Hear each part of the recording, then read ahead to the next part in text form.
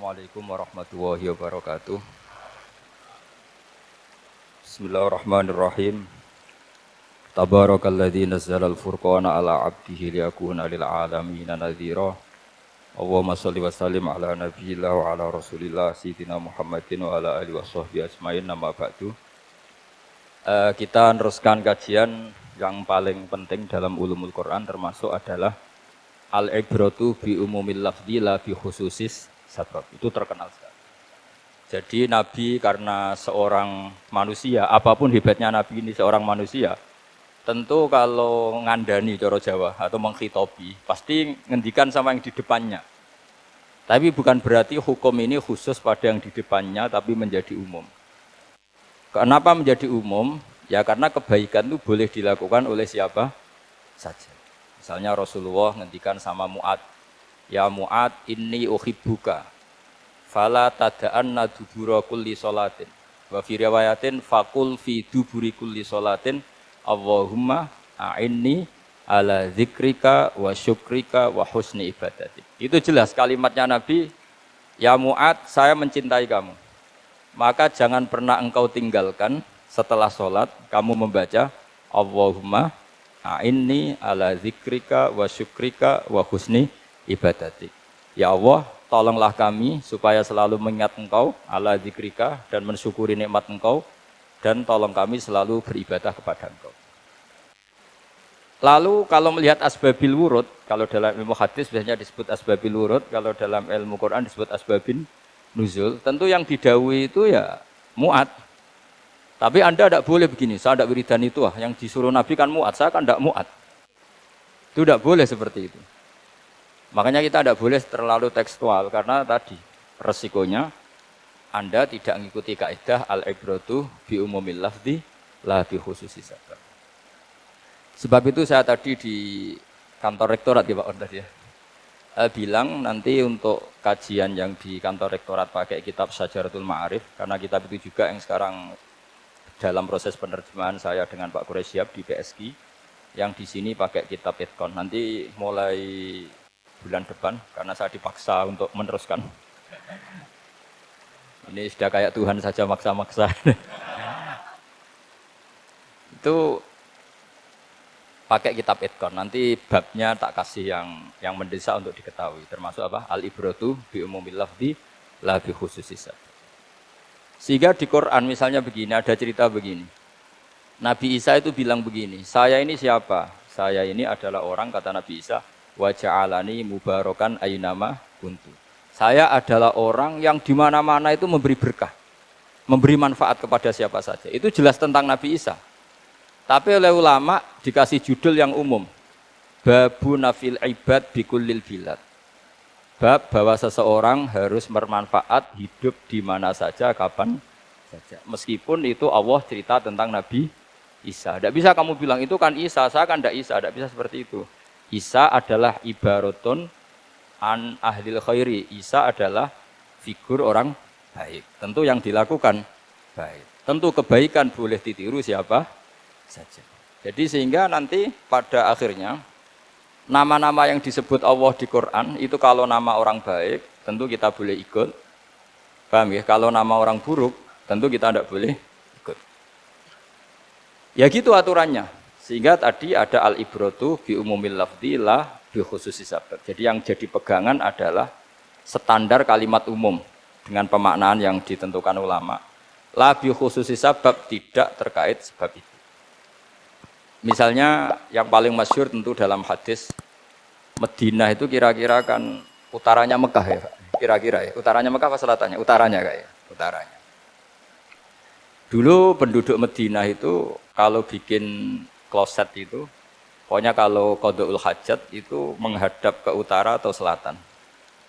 Terus kata Rasulullah, kalau kamu sedang qada'il hajat, sedang buang kotoran itu jangan menghadap Ka'bah, juga jangan membelakangi Ka'bah. Itu Nabi redaksinya unik. Walakin syarriku au gharibu. Tetapi kamu menghadap barat atau menghadap timur. Itu semua riwayat walakin syarriku au gharibu, tapi kamu menghadap barat atau timur. Nah, artinya apa? Kata syarriku au gharibu adalah binisbat di ahli Madinah. Karena orang Madinah posisinya di utara Mekah. Sehingga kalau menghadap utara atau selatan berarti menghadap Ka'bah atau membelakangi Ka'bah. Dan itu tidak boleh dalam proses qada'il hajat, masbuk kotoran. Terus Nabi memerintahkan menghadaplah ke barat atau ke timur. Nah, al-ibratu bi'umil lafzi la bi khususi sabab juga direvisi oleh ulama begini, kecuali sebab itu ada ilat. Maka kalau demikian yang dimenangkan ilatnya bukan teknya. Saya ulang lagi, yang dimenangkan ilatnya bukan teknya. Kayak tadi, di hadis itu kan Nabi ngintikan apa? Tetapi menghadaplah barat atau menghadap ke timur. Tentu orang Indonesia malah kalau itu kebalikannya. Orang Indonesia kalau ke barat atau ke timur kan malah menghadap Ka'bah atau membelakangi Ka'bah. Di sini pentingnya ijtihad.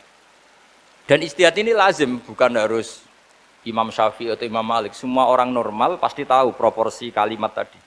Karena ada aturan al-hukmu yaduru ma'ilatihi wujudan wa'adam.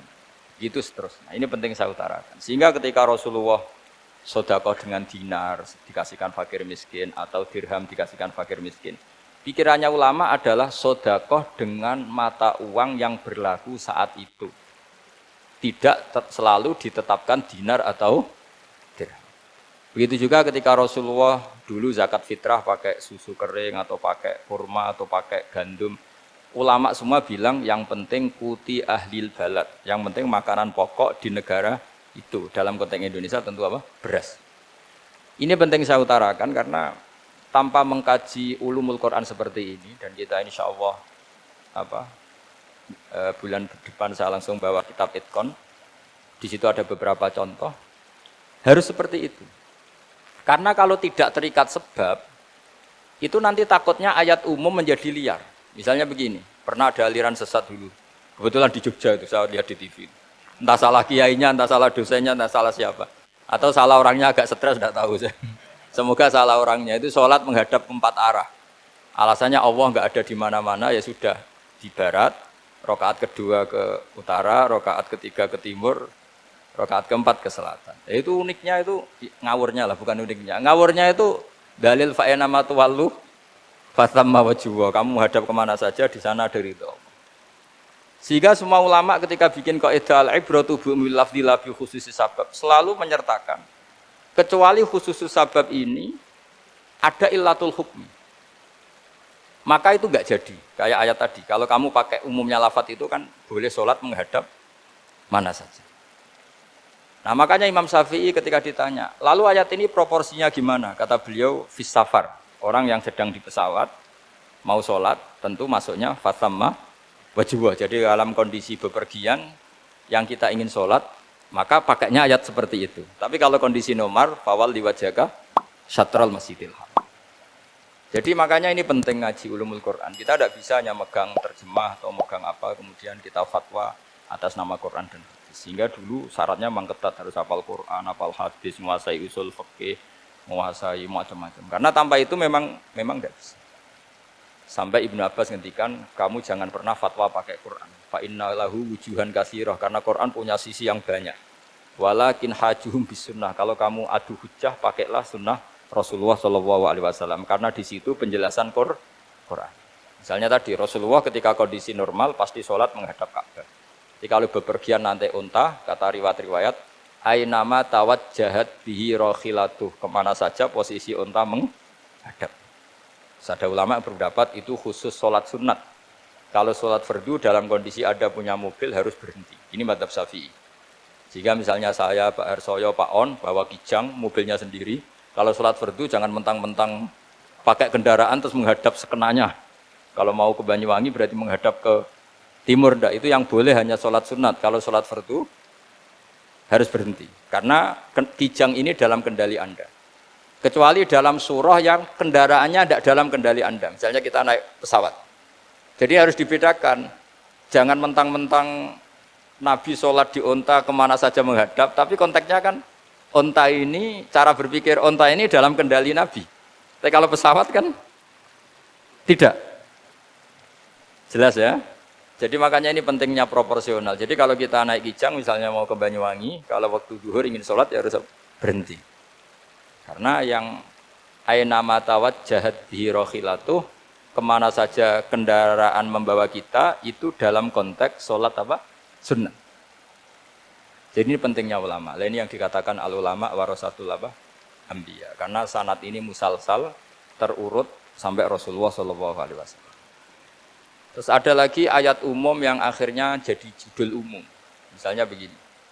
Kita tahu cerita Nabi Khidir, di antara ceritanya ada satu kampung itu pelit. Makanya orang pelit itu wajib didendami.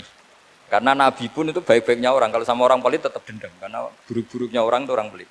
Tahu kan alamatnya orang pelit? Qoribun minan nar, ya dekat-dekat neraka itu. Kalau al-bakhil, qoribun minan nar, ba'idun minal jannah. Jadi kalau sama tanya alamatnya ya dekat-dekat neraka. Singkat cerita, Nabi Musa dan Nabi Khidir itu kecapean sekali masuk satu kampung. Karena saking kecapean, lapar, minta kampung itu menyediakan makanan. Istatama itu mereka minta makan, saking laparnya, karena di perjalanan yang melelahkan. Istatama ahla fa'abau ayyudayyifuhuma. Tapi kampung situ kampung pelit. Jika semuanya tidak mau yang ngasih apa? Makan. Tapi pas mau keluar dari kampung, ada tembok, ada kayak prasasti itu, yang mau roboh. Yang mau apa? Roboh. Terus sama Nabi Khidir, tembok yang mau roboh ini ditata jadi baik lagi. Nabi Musa kata Nabi Musa, kok kurang pegawaian mau medit, pagri bu urusi. Jadi makanya dendam sama orang meditnya agak sunat. Karena Nabi Musa juga marah sama Nabi Khidir. Orang kayak kampung kayak gitu pelit kok temboknya apa rusak kamu benahin gitu. Terus Nabi Khidir menjawab, wa amal jidaru fakana luhulamaini yatimaini fil madinati wa kana tahtahu kanzul lahuma wa kana abuhuma sholihah. Begini loh, tembok ini adalah penyimpan harta. Penyimpan harta untuk anak yatim. Bapaknya dulu itu soleh. Artinya terus dibabkan oleh ulama. Babu ikrami sibyanil mu'minin. Bab kita memuliakan anak-anak orang soleh. Sehingga dalam adat kita menghormati Habib, menghormati Gus, menghormati anak pahlawan, menghormati orang-orang yang dulu berjuang kepada untuk Indonesia. Karena di antara yang dipertimbangkan Nabi Khidir adalah wakana abuhuma sholihah. Tentu kita menghormati putra-putri yang dulu mendirikan UII, macam-macam. Ya tentu proporsional, tapi tetap saja dapat poin dulu atas nama putra pahlawan, putra orang-orang soleh. Karena Nabi Khidir ketika mempertimbangkan itu, alasannya wakana abuhuma sholihah. Fa'arada rabbuka yablugha ashuddahuma wastakhrijakan zahuma. Tentu Allah ingin kalau tembok ini roboh, kemudian kelihatan khazanahnya atau tabungannya, nanti dipakai orang-orang dolim. Kalau dipakai orang dolim, maka yang berhak tidak mendapat. Sama, negara ini itu dimerdekakan oleh para pahlawan supaya dikelola secara kesolehan, supaya dikelola secara orang baik. Maka orang soleh semua harus ikut kompetisi dengan tanda kutip merebut negara. Karena apa? Tapi tentu tidak perlu chaos, tidak perlu anarkis, karena tentu kemerdekaan ini dibela-belain supaya kita jadi baldatun thayyibatu wa rabbun ghafur. Sama, pertimbangannya Nabi Khidir, kalau ini kebongkar, tersibak, pasti diambil orang-orang dolim. Dan akhirnya yang yatim tadi tidak dapat. Akhirnya dibabkan lagi di bab tertentu. Bab menjaga harta supaya tidak dikuasai orang dolim. Jadi akhirnya menjadi sekian varian ilmu. Pertama, varian ilmu bab menghormati anak orang soleh. Bab supaya harta ini tidak dikuasai orang zalim dan seterusnya. Nah, saya harapkan nanti dengan ulumul Quran kitab Itqan itu nanti aturan-aturan seperti itu tertanam pada Anda. Sehingga sebetulnya ulama fikih yang ngarang kitab sampai satu boto-boto itu sebetulnya ya normal-normal saja. Kalau sampean sudah mengkaji ilmu yang kayak saya kaji itu normal-normal saja. Misalnya begini, saya beri contoh ya. Orang munafik itu disifati Allah gimana? Wa idza qamu ilas sholati qamu kusala. Orang-orang munafik adalah orang ketika mau sholat itu bermalas. Terus kitab Fathul Mu'in atau Fathul Wahab atau kitab semua kitab fikih bikin judul gini. Saya masih ingat takbirnya. Wa yusannu nasyatun li sholatin. Disunatkan kalau sholat itu ketok gumrigah, ketok semangat. Fa inna Allaha ta'ala dzamma tarikihi. Karena Allah mengkritik atau menyalahkan orang yang kalau sholat itu tidak nasyat, tidak gumrigah, tidak semangat. Mergo seperti itu adalah fi'lul munafikin, perilakunya orang munafik. Terus ditulis wa idza qamu ilas sholati qamu kusala. Artinya di situ Allah mengkritik orang munafik. Kenapa? Karena kalau sholat males-malesan. Anda ingin bersifat kayak orang munafik apa bersifat kayak Rasulullah? Tentu ingin seperti Rasulullah. Kalau ingin seperti Rasulullah ya wasari'u ila maghfiratim mir rabbikum. Kalau ada kebaikan harus cepat-cepat, harus disegerakan.